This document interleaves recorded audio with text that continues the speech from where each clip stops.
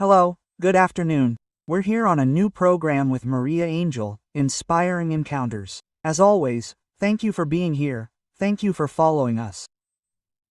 Right now we're live on Maria Angel Olive Pinol on my Facebook, where you can follow us, leave your comments, your questions, whatever you want to ask. Today we have Mayela Almazan Ariala with us.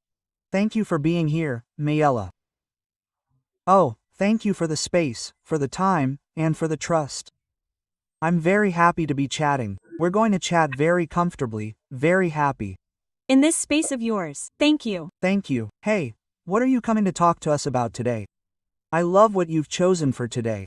You can come at other times to talk about other topics that Allah has. Spirituality for children. I love it because, as I was telling you now, more privately, I love anything that involves bringing a different perspective to children.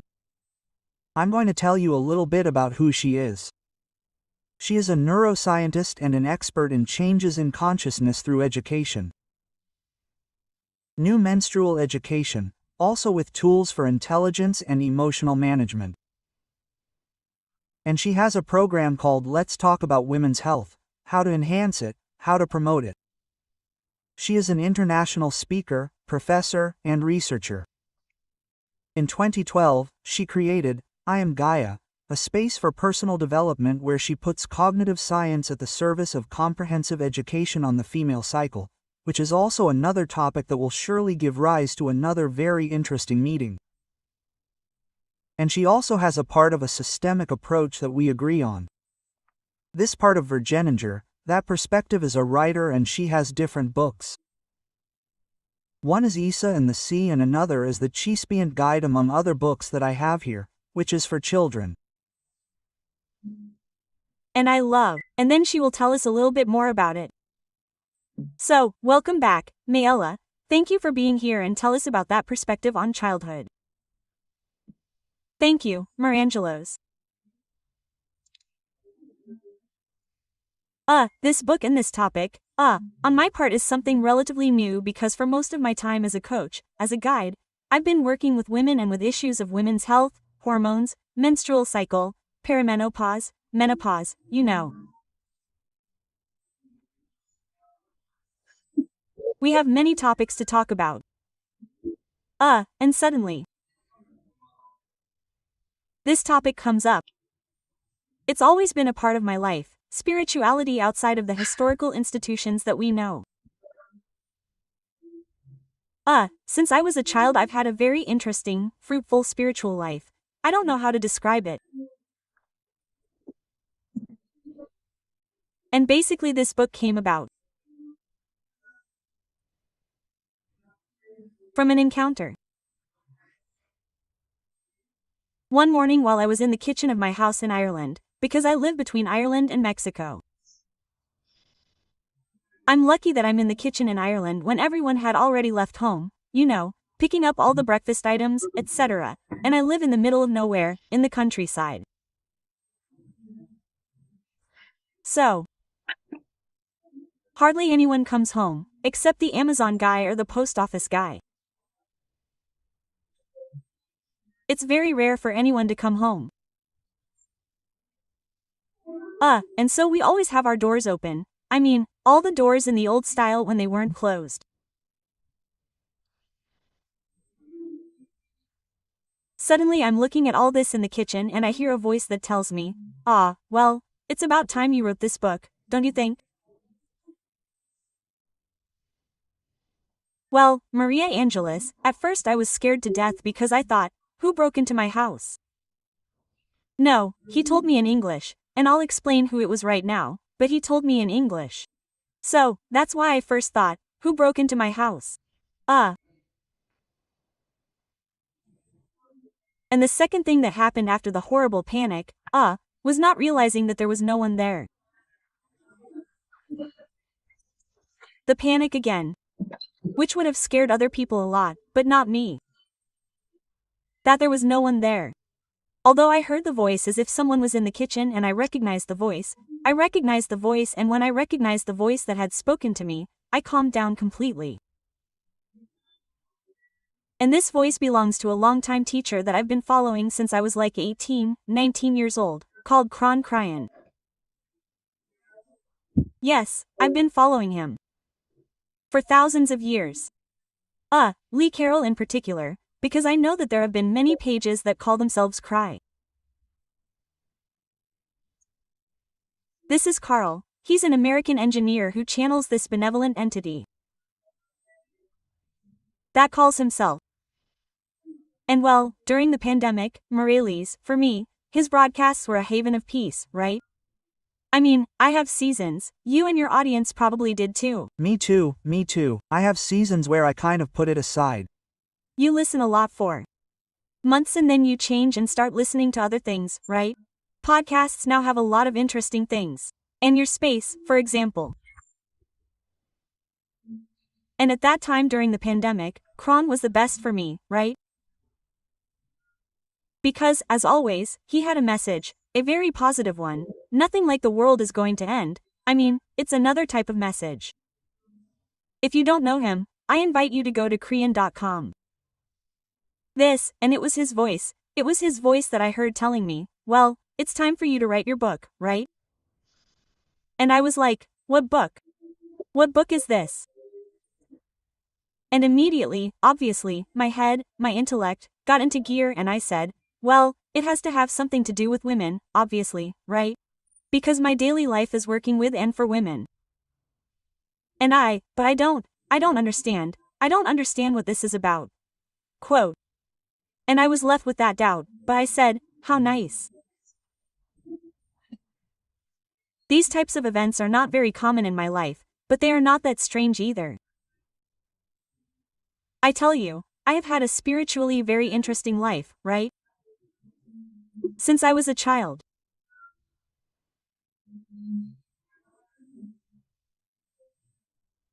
And in conversations with my family, someone was cleaning the house and sent me a photo of a message that I wrote in my elementary school handwriting where I told someone that I had had a dream and that I would tell them later, right?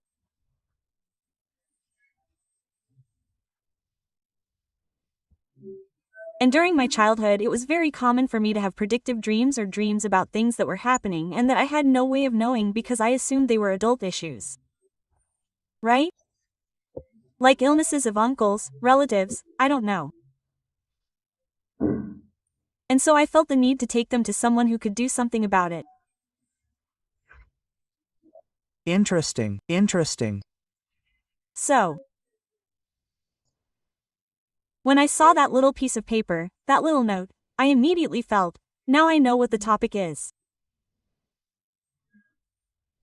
The thing is, I have to write something for the children who, we have experiences, more or less strange, in quotes, I'm going to put it in quotes. Spiritual, about energies or whatever you want to call it, and that we have no one to accompany us. Because what I realized throughout my childhood and adolescence, even in adulthood, is that there are not many adults who can accompany you, explain to you, reassure you, expand on what you're saying. They tell you, stop messing around, no, come on, go play. That's the crux of the matter, that's what we tell children, and for me, that's a huge missed opportunity to open up the possibility for children of other human experiences, right? Other experiences like on our planet. We don't have to leave our planet to be able to approach what someone might call other dimensions, other spaces, other possibilities, let's say, because remember that I'm a scientist, I have a doctorate in science. Right? So, there came a time when they even took me to a priest, right? Because I felt things, I used things, I saw things that no one could explain to me, but that were later confirmed, right? I mean, everything I dreamed was true. I mean, no. And well, the priest was very wise, a young priest. I remember that he told me, all things are from God. No, interesting. I think that's the most powerful, most reassuring, and most transformative phrase, right? To be able to, because you listen, you feel things. But it's like as a child, one always seeks the justification of the adult, right? The adult's gaze, the adult's assent to your experience. And the adult often, I really like that word, systemic, right? Assent to what is. And many adults cannot assent to what the child expresses about experiences of this type. Because they do not have the tools and because as a child their wings were clipped, I would say, right? I mean, totally. There is this, it was probably the neighbor who was moving his car. I don't know, some explanation does not satisfy us because I experienced it over and over again. So I decided to write something that I later realized was going to be for the inner child, because there are many adults who still need this book, right? Yes. Not only for biological childhoods, but also for the inner child and for the inner boy and girl. So, I sat down for 3 days. It was crazy. There were 19 little stories, short stories. Very biographical, very biographical. And I sent it to a friend who is an editor, for proofreading and such.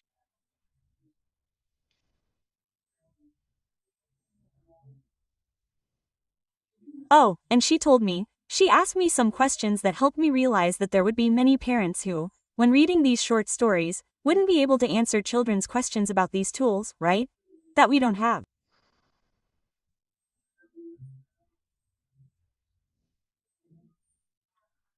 And so I added to each story at the end of the book a section for parents and guardians with some ideas and suggestions so that the adult who doesn't feel capable of helping the child with this topic or doesn't think of it, because then it doesn't occur to us, it's not that we're not capable. Can do it. So, finally, when I started sharing it with my closest people, they would tell me, I cried. I laughed, right? Quote, and I would say, I think that's fine. A powerful emotional reaction. I think it's good for people to have powerful things that help them express their emotions. And I have a sister who published her own book 2 or 3 years ago and she told me, let's publish it, I'll help you. Very generously, she immediately signed up to support me in the project. I said, sister, I don't know why I feel like they're going to publish it. Someone is going to publish it for me. Quote. And I went online and looked for children's publishers, which there aren't many. Many of which also have. We're not receiving manuscripts, right? And one of the ones who answered or explained a little more about the process said, if we don't respond to you in 6 months, it's because we're done. No.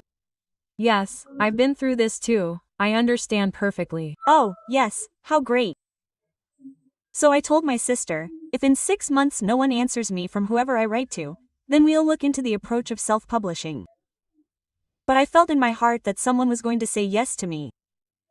And honestly, I'm glad that within 2 weeks, everything I'm telling you, in less than a month I already had an editorial, all the chapters were finished.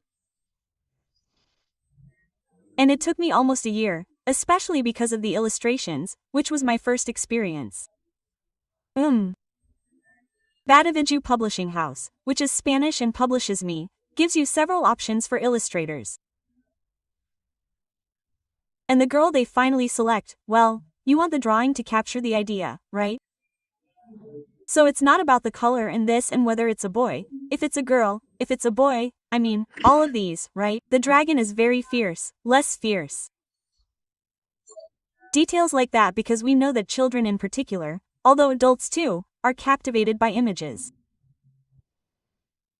So the process took a year, but now it was my responsibility for being so picky about the illustrations. Because neither the illustrator nor the publisher. Right? You wanted it to match, right? Of course. And it also restricts you, right? It wasn't possible to have one illustration per story. So, from the moment I chose which stories I was going to illustrate, oh my nightmare. It was achieved and it was published in June of this year.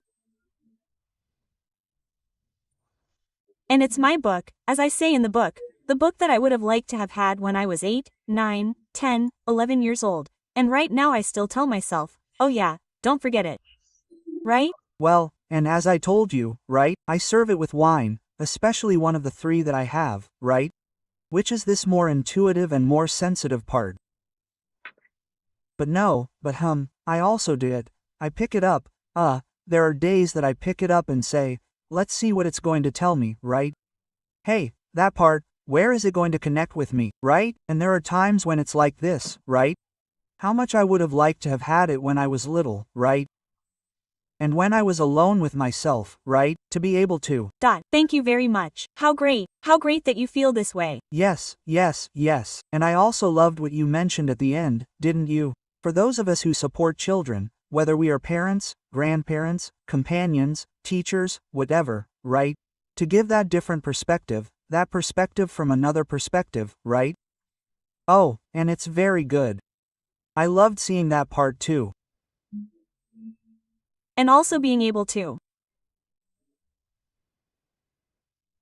read it first as an adult, right? I mean, I always have the experience of books for first menstruation because of the work I do with women.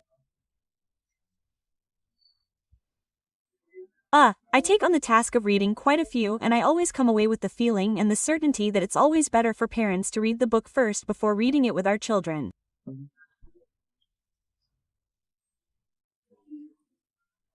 Not because of mistrust but because I believe that especially in this type of book, like the sparkling guide, perhaps there are things that we also want to ingrain in ourselves, right? As adults, because I'll tell you, I realized it later because I shared it with close friends, with close family members, adults, and they all told me, I laughed, I cried. And as a therapist, to me that indicates that you're stirring up emotions that need to flow. And that it's better for them to flow and for you to take charge of them before taking this text to a child, right? So, it's for children of all ages, basically. And what I liked, right, is that it takes you to those memories that you may have from your childhood, right? Where those moments weren't there, because many times we've disconnected from that space, right? And now through this book, right? Well, that which I felt or that which I experienced or memories may appear, right? From a certain moment, right? Well, if I explained something, what was the reaction of the adults around? Right? Or exactly. How would I have been able to live from a different position if at that time the adults around me had not had a book, this book or a similar book, right? Sure. So these are memories and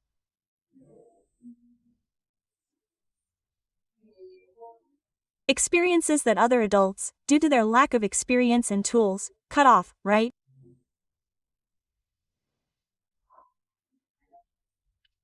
That later, I believe, is one of the things that we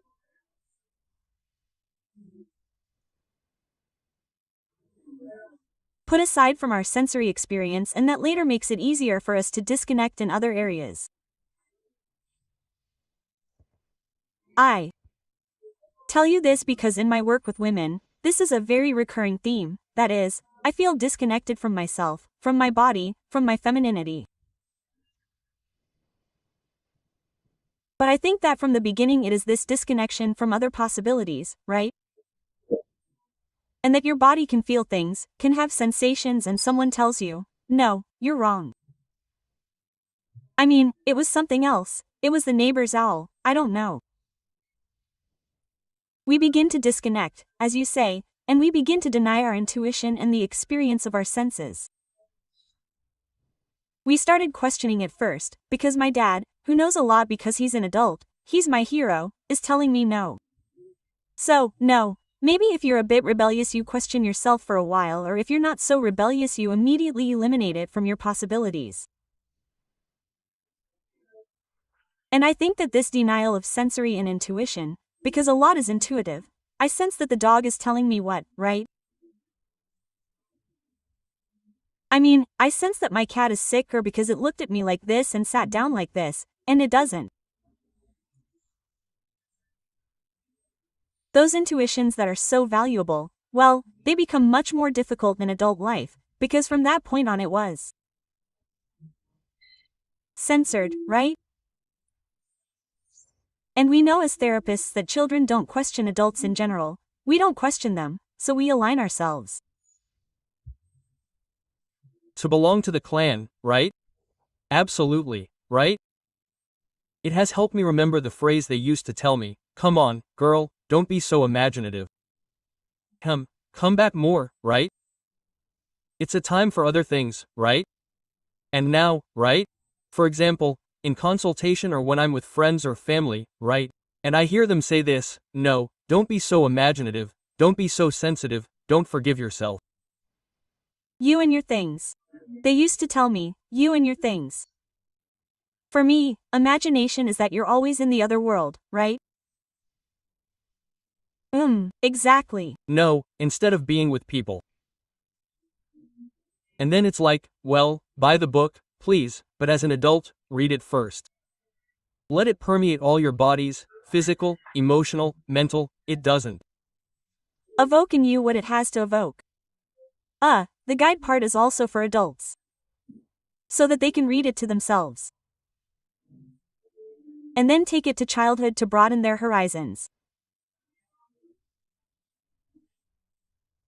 I would like to think that with this, opens up the possibility for them and also promotes imagination, because there are also experiences that come from our imagination as children and we don't know if we cut off those types of experiences, events, what will we be cutting off in someone who could be a great discoverer, a great scientist, a great artist, right? A great writer, a great poet. Because in other areas we start to cut them off and we start to react by cutting off those feelings, those ideas, those dreams, right? Yes, and sometimes later when you're older, right? It's what you feel. I don't know why, like before I disconnect because I don't know what I feel, because when I tried to feel, they cut it off and now I don't know what I can feel. What may be valid or what can't be felt, right? 100%. And I'm very happy to be stubborn and that I persevered as a child, right? Because that phrase was you and your things, which tells me that I kept going. Hey, but this, hey, but that, no. But not everyone is as stubborn as I am. So, I'm here to speak for the stubborn but not stubborn. Yeah. For example, I closed that part of myself as a child and became more introverted, right? Of course. What I perceived as was that it's also not a case of, not going crazy, right? I also had a relative who had mental problems, so that was also, right? That I entered into that fear of saying, Yeah, be careful, which also exists, of course. Yeah. I decided to get into science. I mean, I think that if I had found a school like Howard's, maybe I would fit in perfectly there and not have to do a doctorate, go to the United Kingdom. But it was that desire to explain things to myself beyond, right? What most people know and understand. And interestingly, Maria Angels, I did my doctorate with a population of children who have a genetic issue that makes them look physically like goblins. You know, for example, Down syndrome has a certain physiognomy. These children have a genetic issue, but these children with their short, pointy ears, right? And they are called goblin children. So I didn't get too far off topic. Well, you got close, didn't you? It's like being at a university, but still working with goblins. Which is perfect.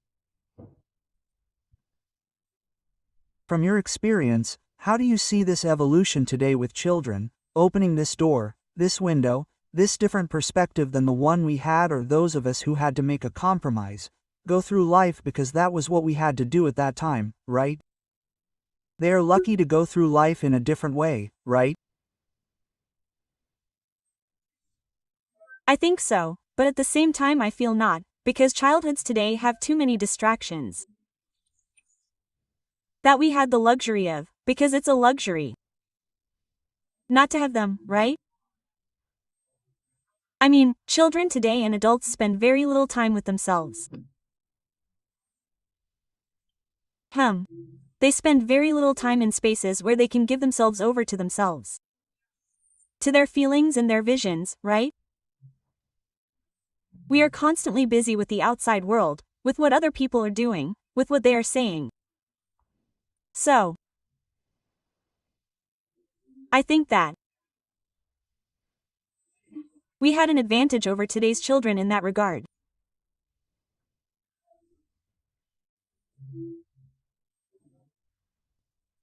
And yet, I think that another part in favor of the theme, not only of my book, but of the whole fact that these issues are discussed with children, is to try to encourage them to return to the inner life of dreams and illusions, right? That we don't need to see how someone else is doing it all the time. That we are also capable of generating supremely creative things. But we need those moments of stillness within ourselves. I don't know if it happens to you in consultations, but when I tell people, hey, close your eyes and remember that you are innocent, right? It's like a smile opens up, right?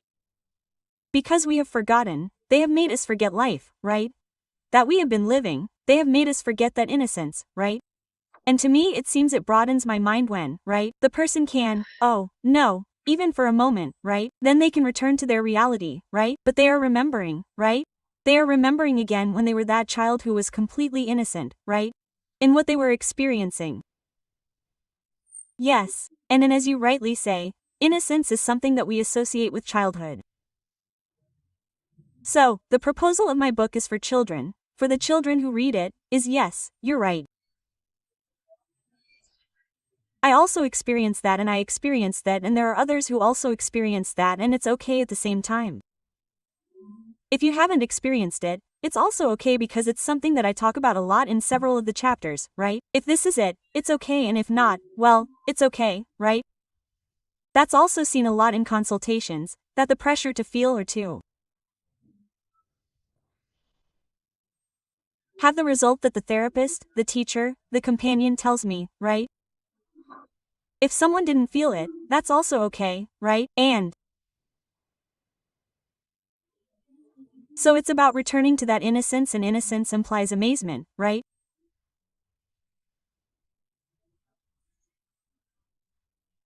Being amazed by the most mundane things that, as adults, because of the rush of life and financial responsibilities, we sometimes don't look back, but many times, I do remember nieces, right? They kind of pull you along because they want to keep looking at the flowers or they want to keep looking at the little worm and you don't. It's just that, no. But it's those moments where that child can be connecting with something very deep, internal.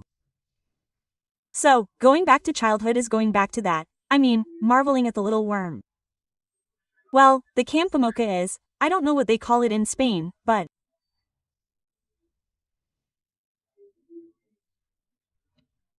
that insect that looks like a stick that for me is like, I mean, that day was definitely not Sunday in the creation workshop.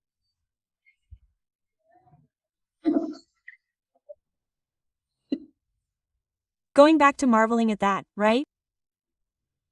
That we lose because we're busy with the outside world that doesn't even belong to us, especially with that mental noise, right? Exactly. So yes, innocence, I like that word, return to that and with the child, well, encourage it, right? The wonder and before the totally everyday that is still wonderful in reality, right? From your experience, how can we support, right? And encourage children to reconnect, with contact with nature, with trees, as you said, with plants, with flowers, with insects, right? Because we are like, don't go to. No, you're going to get dirty, don't get dirty with. Antibacterial gel afterwards, right? Well, I think that people are already becoming aware that children need dirt, bacteria to strengthen their immune system. But, I also have a son who lives in Madrid. So, I realize that there are many places in cities, not only in Spain, in all countries, in my country too, where we are very separated from nature, right?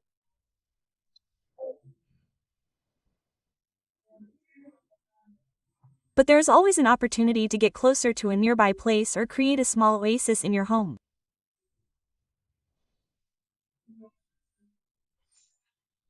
It doesn't even have to be with grass, it can't be a flower pot. Realizing that we are part of. Women, I see it a lot. Part of that disconnect is how women stop seeing ourselves as part of the planet and as a mirror of the planet, right? Especially women with our cycles.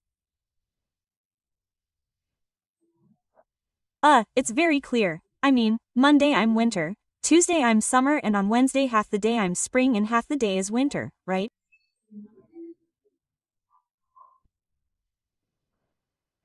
And that disconnection of that mirror with nature harms us a lot, but it's a disconnection that also greatly promotes the system, right? And the hidden powers of mold de mort. No, that you don't think that the power and your knowledge lies outside the doctors, in the scientists. Hey, gosh, you also know what your body feels. No one can know that, right? Better than you. How do you feel? How does your body feel? And see what nature evokes in you. Pay more attention. I mean, let yourself go out to the park or go out to your terrace with your pot, but put the phone aside, right?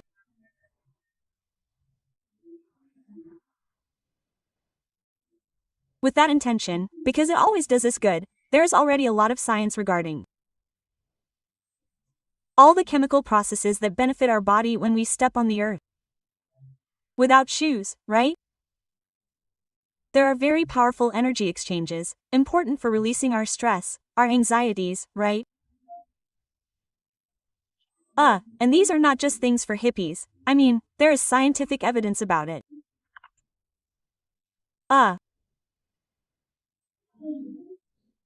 So from there, see ourselves as part of and not think that, we own.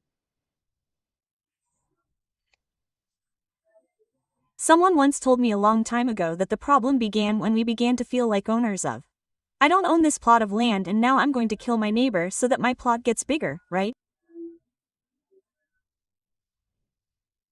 And we see it as our property instead of seeing it as part of what we are part of. The other way around, right? That our care for it is going to have an impact.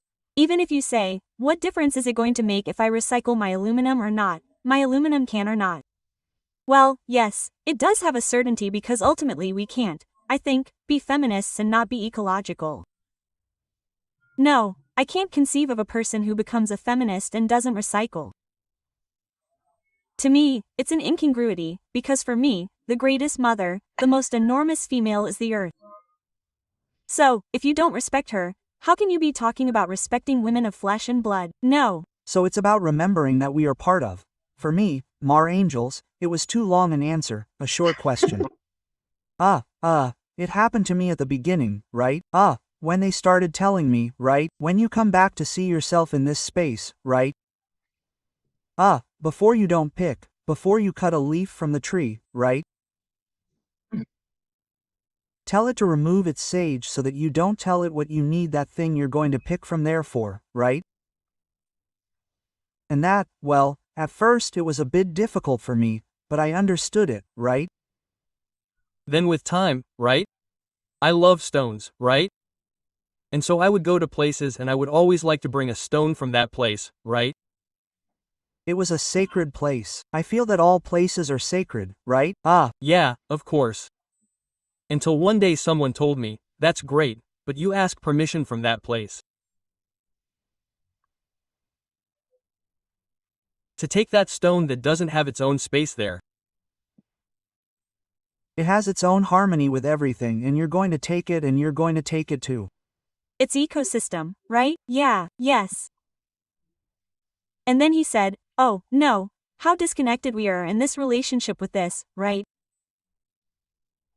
That we believe that we can do whatever we want, right? And that we are superior to that, right? So that's when it's like, right? You're in this energetic part, this part of recognizing, and you're not recognizing the stone, which is the same as the leaf that you tear off, right? Or going to the river and getting water, right? Well, in the same way, ask the river for permission and tell it what you're going to take it for. No, I don't want to leave. No. That part, right? Of getting closer and feeling that we are part, as you rightly say, of all that nature that is living nature, and that is Gaia, the Great Mother.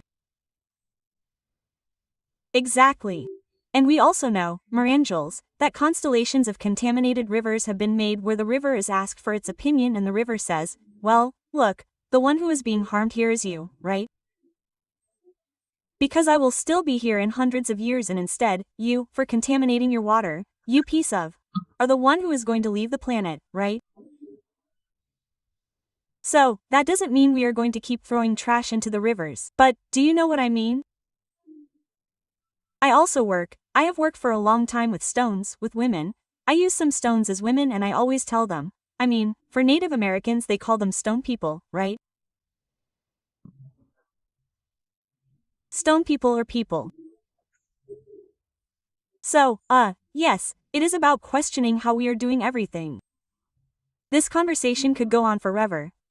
Micro and macro plastics. Everything, right? The lack of recycling. In Spain it is great. In Mexico we are still in our infancy in these issues, but there we go. But I think it is necessary to raise awareness that we have to be a little more consistent.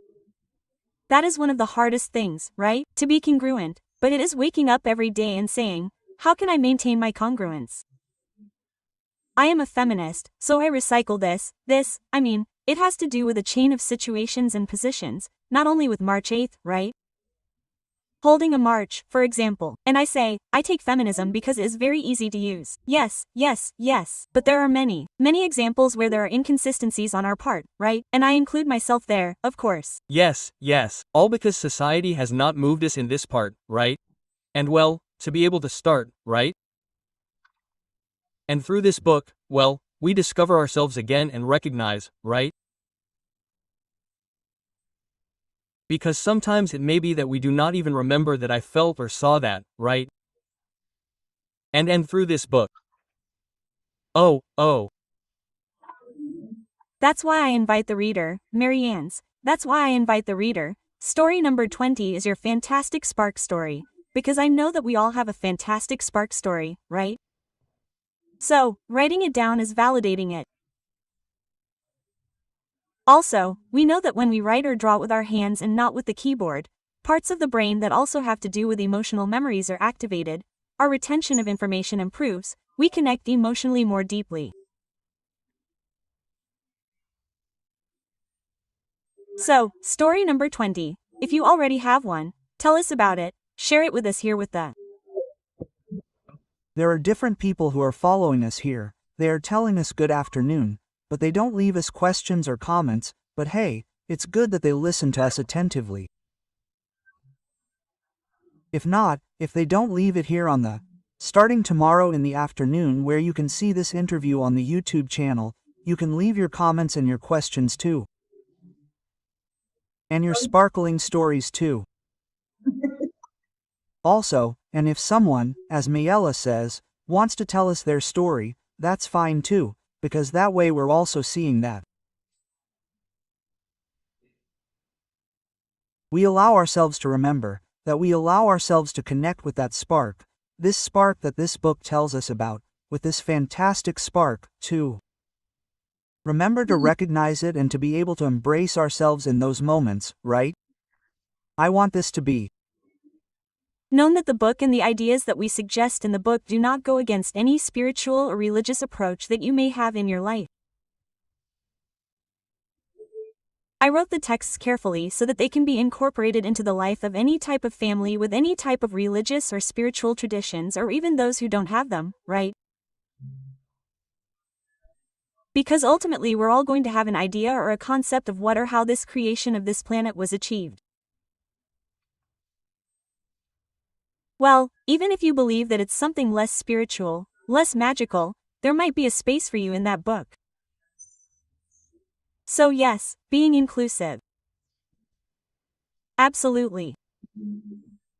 Well, how can they contact you? If you want to buy this book, do you want to ask me? Other questions? Yes. The book is available in Spain from the publisher Body. You can see the websites. If you go to El Corte Inglés or any bookstore in Spain, their catalogs will show it. They may not have it in stock, but they can bring it to you. You can write to us by email at contacto@yosoyala.com with your questions and experiences. You can find me on Facebook, like this, I'm Ga, and on Instagram, I'm Guy Official, because I'm Gala. Someone else already had it, and it's a cute little dog. So, my account is Yo Soy Gaia Oficial. It's not the account of the little dog Gaia. And, well, I also have a YouTube channel with the same name. But on social media, you can also send me a WhatsApp message. You click the button, it's easier for me to tell you the number. You click there and you're in touch. That's on Angels. Well, thank you very much for sharing. Can you give us the title of the book so they know? Yes, the title is called The Fantastic Sparky Guide to the Universe, illustrated by Diana Del Portillo from Colombia, by the way. Yeah. Published in Spain. And I'll read you, Implicit Values. The book encourages fostering emotional and spiritual education in childhood from an early age. From an early age. In other words, if you're already 50, 60, 70, 80, it also teaches introspection, empathy, and respect for the natural environment, emphasizing the importance of healthy and deep relationships. Because how disconnected are we in that too, right? Not only disconnected in ourselves, but also in our family and friendship ties. They're suffering a lot from the competition of very attractive electronic alternatives. Well, why not? Society has encouraged us to compete, right? Instead of sharing, to compete. Let's see how I can do that. I didn't come up with this for this reason, right? As a project, well, it's okay, we're here sharing. People will come to me, other people will come to you, and the more information we all have, that's right. The easier it will be for all of us to continue betting, pushing towards life and towards a new, different perspective, right? From children to adults, right? That's right. Van Angelis, that's why I really appreciate you giving us your space and your time. Well, you can leave us one last sentence to say goodbye. And I'll open the window for another time to talk about this more feminine part of the cycles. I'm going to take a sheet of paper and see what a sentence comes out of it, see what it tells us. Okay. Each person has their own type of magic in their life, and if your little friend says they have an invisible friend, it's because they have a heart full of imagination and love to share. That's the sentence I read. Very interesting, very interesting. Invisible friends, for God's sake, yes. How many times have we not heard or said, without realizing it, have we been told, right? Invisible friends do not exist. We will not have to see them. Of course, they are invisible to me and totally to you. Well, thank you very much. Thank you for thanking you.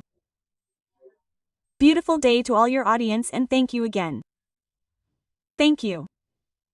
Thank you to everyone, to all of you who have followed us. Thank you for being able to be here from Mexico and share. Thank you to those who have followed us and will continue to follow us later starting tomorrow on the YouTube channel Camino Cuántico Maria Angeles Olive. Until a new space for inspiring encounters. See you later. See you soon.